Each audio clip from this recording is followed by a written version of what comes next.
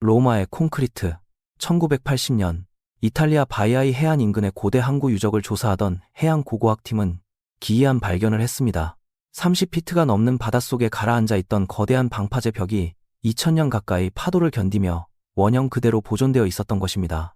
수십 년만 지나도 부식되고 갈라지는 현대의 콘크리트와 달리 이 구조물은 완벽했습니다. 이음새는 단단히 봉인되어 있었고 그 강도는 예상을 훨씬 뛰어넘었습니다. 로마인들이 세운 이 벽의 비밀은 유적만큼이나 깊은 곳에 묻혀 있었습니다. 과학자들을 당황하게 만든 것은 단순히 수명이 길다는 사실뿐만이 아니었습니다. 이 물질은 시간이 흐를수록 오히려 더 강해졌습니다.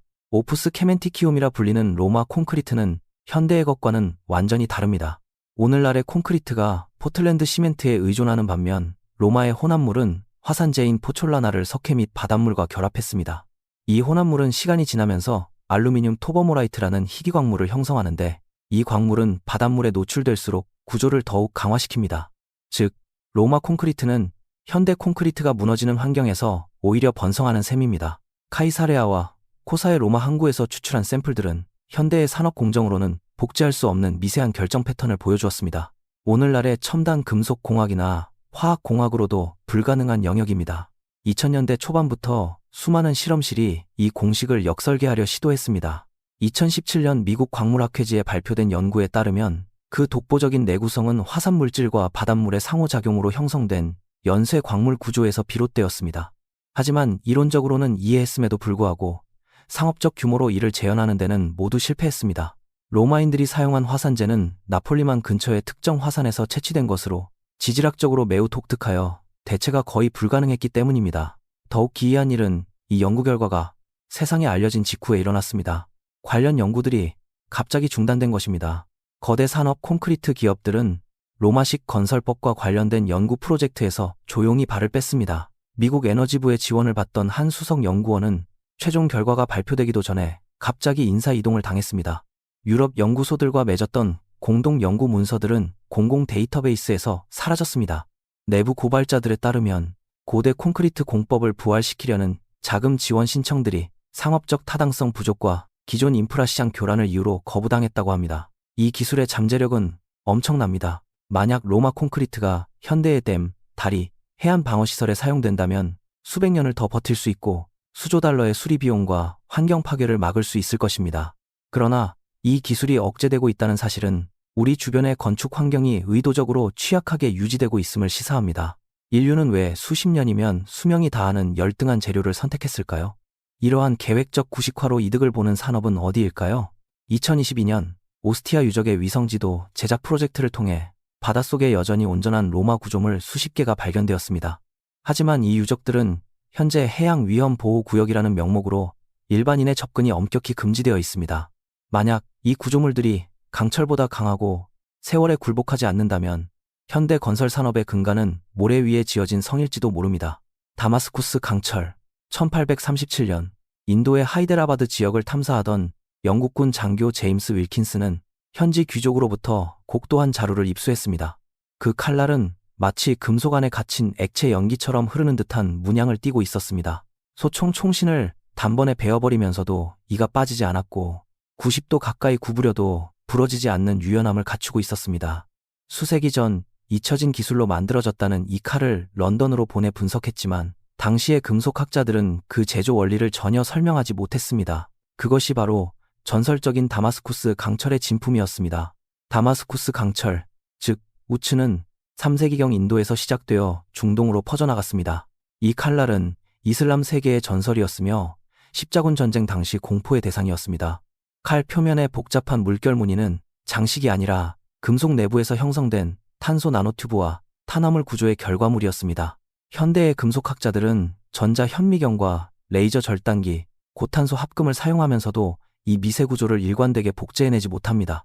고대의 제조 방식은 밀폐된 도가니에 철광석과 식물성 물질을 넣고 재련하는 저산소 환경에서의 정밀한 탄소 흡수 과정이었습니다. 온도가 조금만 틀어지거나 망치질의 리듬이 어긋나도 공정은 실패했습니다. 18세기에 이르러 이 제조법은 완전히 사라졌습니다. 유럽인들의 수많은 재현 시도는 겉모양만 흉내낼 뿐 내부의 격자 구조와 기계적 특성을 따라잡지 못했습니다. 2006년 독일 연구팀이 다마스쿠스 샘플에서 탄소 나노튜브를 발견했습니다.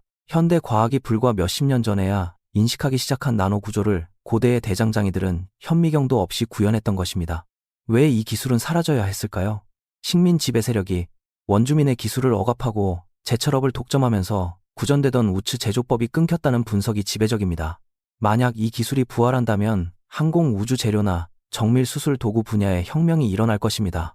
하지만 이 연구에 대한 본격적인 자금 지원은 이루어지지 않고 있습니다. 2019년 이스탄불의 한 박물관에 소장된 다마스쿠스 칼을 자기 공명 영상으로 스캔한 결과 금속 내부의 자기장이 알 수 없는 나선형 패턴을 형성하고 있음이 밝혀졌습니다. 그 직후 박물관은 해당 유물의 접근을 제한했습니다. 다마스쿠스 강철은 단순한 칼이 아니라 잊혀진 분자 공학의 산물일지도 모릅니다. 오리칼감 합금. 2015년 시칠리아 해안에서 기원전 6세기경의 그리스 화물선이 발견되었습니다. 그 안에는 39개의 빛나는 금속 덩어리, 즉 인곳이 들어 있었습니다. 2600년 동안 바닷속에 잠겨 있었음에도 불구하고 그것들은 부식 하나 없이 황금빛 붉은 광택을 내뿜고 있었습니다. 분석 결과 이것은 금도 구리도 아닌 현대에 존재하지 않는 합금이었습니다. 플라톤이 아틀란티스의 전설에서 언급했던 오리칼렉이 실제했던 것입니다. 실험실 테스트 결과 이 인곳들은 구리, 아연, 니켈, 납, 그리고 극미량의 희귀토금속이 결합된 복합 합금이었습니다. 문제는 그 순도와 균형이었습니다. 현대 금속공학으로도 구현하기 힘든 초정밀 혼합비와 서서히 냉각되는 과정에서 발생하는 화학 반응이 관찰되었습니다. 이는 기원전 6세기 수준의 용광로로는 불가능한 일입니다. 발견 직후 이탈리아 문화부는 현장 접근을 차단했고 연구 데이터는 비공개로 전환되었습니다. 연구에 참여했던 한 전문가는 돌연 교수직을 사임하고 종적을 감췄습니다. 오리칼록은 단순한 장식용 금속이 아니라 전자기적 저항 특성을 지닌 첨단 소재라는 의혹이 제기되고 있습니다. 메소포타미아의 렌즈, 1850년 아시리아의 고대 도시 ним루드에서 수정 덩어리 하나가 발견되었습니다. 현대의 돋보기와 똑같은 기능을 하는 이 ним루드 렌즈는 기원전 750년경의 물건입니다. 빛의 굴절 원리를 완벽하게 이해하고 깎아 만든 이 렌즈 외에도 수메르와 바빌로니아 유적에서 정밀한 광학 장치들이 발견되었습니다. 당시 기록에는 육안으로는 절대 볼 수 없는 천체들의 움직임이 상세히 적혀 있습니다. 그들이 망원경의 원리를 이미 알고 있었다는 증거입니다. 하지만 박물관들은 이를 종교적 의뢰용품으로 분류하며 과학적 분석 요청을 거부하고 있습니다. 이집트의 항균금 분말. 1924년 사카라의 미라 와라핑스에서 발견된 미세한 금가루는 현대의 나노기술 수준이었습니다. 50나노미터 미만의 균일한 입자 크기를 가진 이 분말은 박테리아를 99% 이상 살균하는 능력을 갖추고 있었습니다. 현대의 항생제 저항 문제를 해결할 수 있는 이 고대의 기술 역시 유물 보존을 이유로 연구가 중단되었습니다. 2001년 이 공식을 재현하려던 한 생화학자는 연구비 지원이 끊기며 실험실 문을 닫아야 했습니다. 그리스의 불.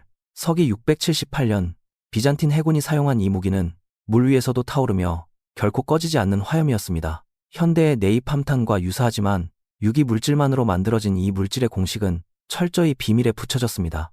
현대 과학이 이를 복제하려 했으나 그 접착력과 수중 연소 능력을 완벽히 구현하는 데 실패했습니다. 나토 해군 연구소에서 이를 역설계하려 시도했다는 기록이 있지만 결과는 기밀로 분류되었습니다. 인도의 우츠 강철과 리비아 사막 유리의 수수께끼 또한 마찬가지입니다.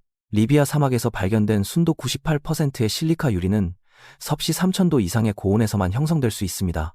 핵폭발 수준의 에너지가 아니고서는 자연적으로 발생할 수 없는 이 유리는 투탕카멘의 장신구에도 사용되었습니다. 하지만 이 지역은 현재 군사 통제 구역으로 지정되어 조사가 불가능합니다. 잉카의 내광성 안료와 중국의 유연한 유리 이야기도 우리를 놀라게 합니다. 자외선에도 변하지 않는 잉카의 안료와 망치로 두드려도 깨지지 않고 모양이 변하는 한나라의 유연한 유리는 현대 재료 과학이 꿈꾸는 궁극의 물질들입니다. 결론. 이러한 고대 물질들은 일관된 패턴을 보여줍니다. 우리 조상들은 현대 과학으로도 설명하기 힘든 정교한 물질 제어 능력을 갖추고 있었습니다. 하지만 이 기술들이 발견될 때마다 기록은 말소되고 연구는 중단되었습니다. 학술계의 경력은 파괴되고 샘플은 사라졌습니다. 이는 단순한 지식의 소실이 아니라 인류의 진보를 가로막는 체계적인 은폐일지도 모릅니다. 시간이 지나도 부서지지 않는 콘크리트, 모든 병균을 죽이는 금나노가루, 깨지지 않는 유리. 이런 기술들이 세상을 바꿀 수 있었음에도 불구하고 왜 우리는 여전히 수명이 짧고 취약한 물질들에 의존하며 살고 있을까요? 우리가 알고 있는 역사는 진실의 단편일 뿐이며 인류의 진정한 미래는 어쩌면 먼 과거의 모래 속에 이미 묻혀 있을지도 모릅니다. 우리가 그 비밀을 파헤치려 할 때마다 누군가가 속삭입니다. 세상은 아직 이 지식을 가질 준비가 되지 않았다라고 말입니다. 하지만 진실은 여전히 바닷속에서, 사막 밑에서 우리를 기다리고 있습니다.